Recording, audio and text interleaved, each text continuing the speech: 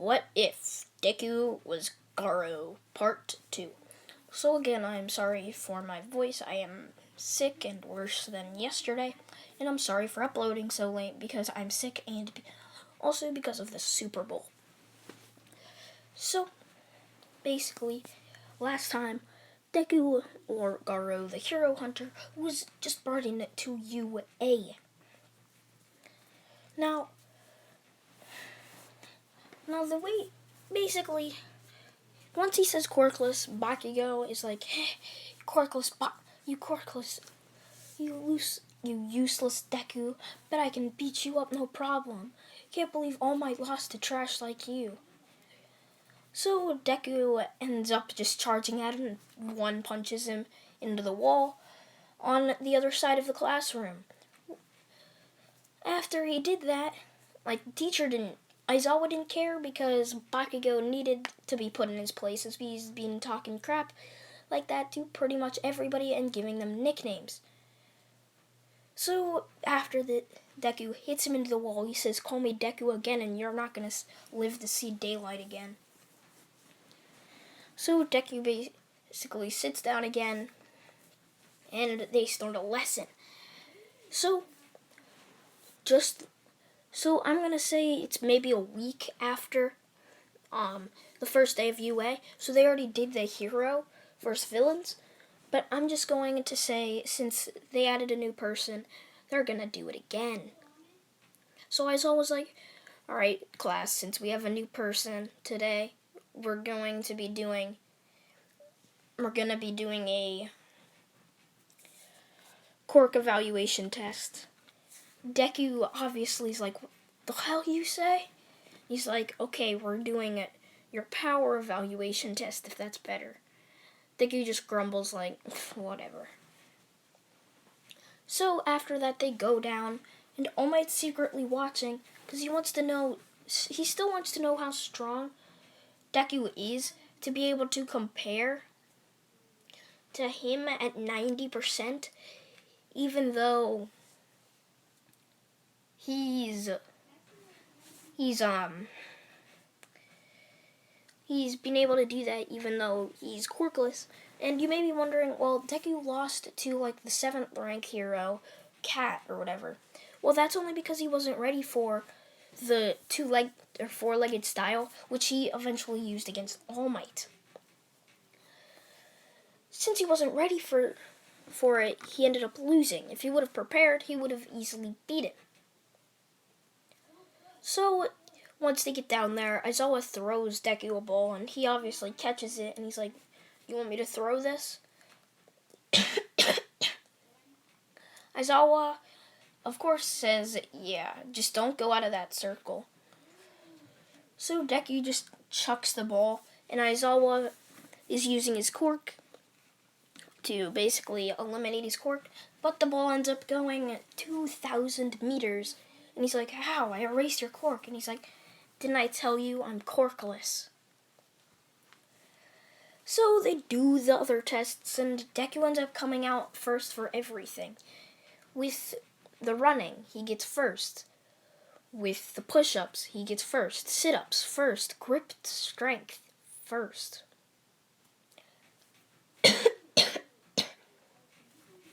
He keeps getting first. And the only thing he didn't get first in was the ball throw, which Uraka again got infinity. So Deku obviously is like, that was pretty easy. Can't believe all you guys can't even stand up to a quirkless kid. It's kind of sad. So after that, they end up having the rest of the class, and some people decide to run up to Garou and start asking him questions.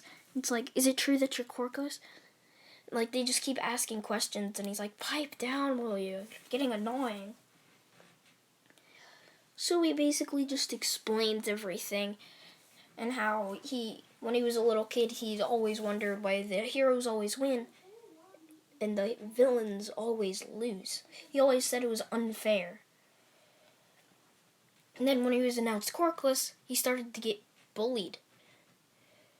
And since he started to get bullied, he decided to leave his house and to start training, which is why he made Fist of Flowing Rock, the style, which everyone saw in the news, basically of how he defeated or tied with All Might.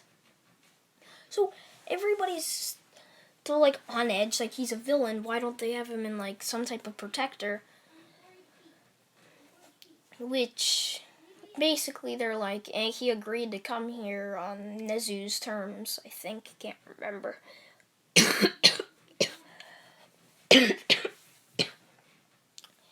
But basically the next day they go and do the heroes versus villains. In this, Deku again gets paired with Uraraka, while Bakugo gets paired with Ida. They end up brawling it out as Deku tells Uraraka to leave and go find the bomb, as Bakugo starts sending explosions at Deku, only for Deku to keep punching through, and like his punches can send airwaves pretty much. Like it's nowhere near as strong as what you guys like probably heard with What If Deku Was One Punch Man, but it's still pretty strong. So I'm gonna say he could probably compare to All Might with like 75%. While All Might was going 90%, he was cocky because he still thinks he can beat anybody but like All For One with that much ease. So Deku ends up just, if he gets a punch on Bakugo, he can knock him out again. So Bakugo ends up getting too close. Deku punches him back, but Bakugo barely stays conscious and he rips the pin out of his gauntlet. Deku seeing this, he's like, crap, I'm gonna have to use it. So he's like Fist of Flowing Rock as he punches the explosion with more power, sending it right back at Bakugo, which put him half dead, like on the verge of being in a coma. He's already knocked out. He could be in a coma for maybe a month if he doesn't get up. So they end up carrying him into recovery center, recovery girl, as Deku runs up to find Uraraka fighting Ida. But not really. Deku, of course, just tells Uraraka to jump up. As she does this, Deku grabs her by the shirt and just yeets her straight at Ida. This obviously surprised Uraraka, who was not ready for it. And she basically starts pushing. I mean, Garou is Garou. And like, you can just imagine if Uraraka liked Deku in the original timeline, just imagine him with like almost a lot more muscle showing, basically. So, and if you're asking what Garou or Izuku's hero costume is, it's the exact same as like what Garou wears on the thumbnail. So, Deku launches her straight at Ida, which she's not ready for but once she's like halfway towards Ida, she's like, wait, I can kick him. Basically, as she kicks him in the head, just like sending him right over next to the bomb. As she touches the bomb, All Might announces, Hero Team wins. So after that, all the other teams do their thing, and All Might is left wondering, could he be the one to get All For One? Should I give All For One to Deku? I'm really not sure, but I can if you guys want.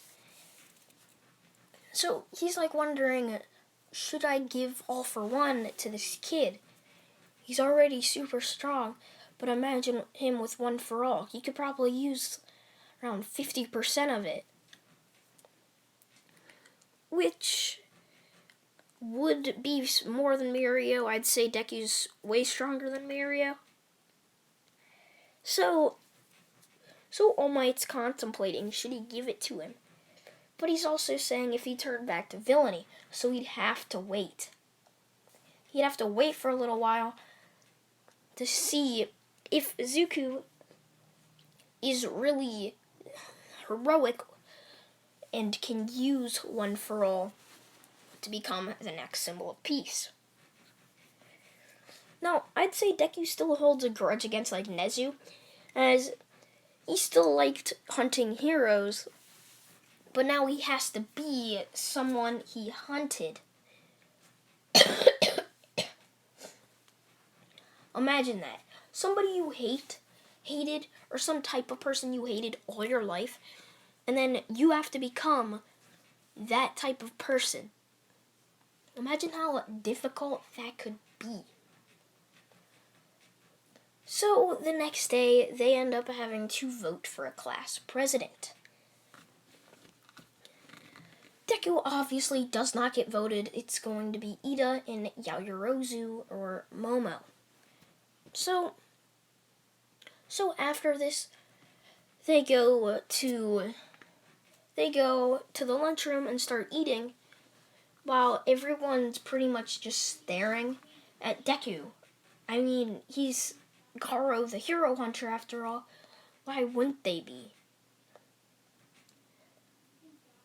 So Garou, or whatever, ends up, or Izuku, as soon as the alarm sounds, he's like, damn it. Well, something has to be going on, and I better hurry before all these kids start crowding up. As Deku cracks his fingers and starts running. He starts running until he sees a purple mist in one of the rooms, as he kicks down the door and grabs the purple mist, which obviously is Kirogiri. He grabs him by the brace and starts breaking the brace with his brute force, which I'd say is almost impossible. It's, let's just say, the strongest metal in the world. And he starts bending and breaking Kirogiri's brace, which makes him control to where he's not in order for him to be talking, he needs that brace. Without it, he goes out of control, and he ends up getting knocked out and into a coma until there's a new brace there. So Kirogiri, he sees files in Kirogiri's hand as he grabs the files and chucks them across the room, as he grabs the brace and just starts cracking it until it rips in half, to where Kirogiri just expands and almost explodes as Deku sent out the door and smashes through the window, which I'd say is pretty high up, and he barely grabs onto the windowsill, which this all happens right when Aizawa just looks up and he's like, what the hell happened now? As he's just looking at Deku, why is he up on the roof? Or not the roof, but why is he hanging from a windowsill? Deku swings his other arm up and pulls himself up, and he's just at least I knocked this guy out, as he sees Kirogiri. I'd say as soon as he gets knocked out, he just, instead of expanding, he ends up shrinking down into a solid. So if you guys know how stress balls are sometimes like that, they can be molded. Basically, that's what Kirogiri's like, but it's like a ball, basically. So Deku knocks on Nezu's office. Nezu says, come in, and Deku just puts the Kirogiri down on the table, and he's like, yeah, I found this guy in the information closet, I think. I'm not really sure what it's called, but he was holding this file like it was important. So Nezu ends up looking at the file, and he's like, that's the USJ file. I wonder what happened with that. So he's wondering what happened with the USJ file and Kirogiri. Nezu thanks Zuko for getting the villain, and Shigaraki goes back to the villain lair, only to see that Kirogiri is not there. He obviously asks All For One why Kirogiri's back, and he's like, isn't it obvious? He must have gotten captured. So I hope you guys did enjoy What If Deku Was Garou Part 2. Should I give Deku one for all? And I'm sorry for uploading so late. See you guys. Bye.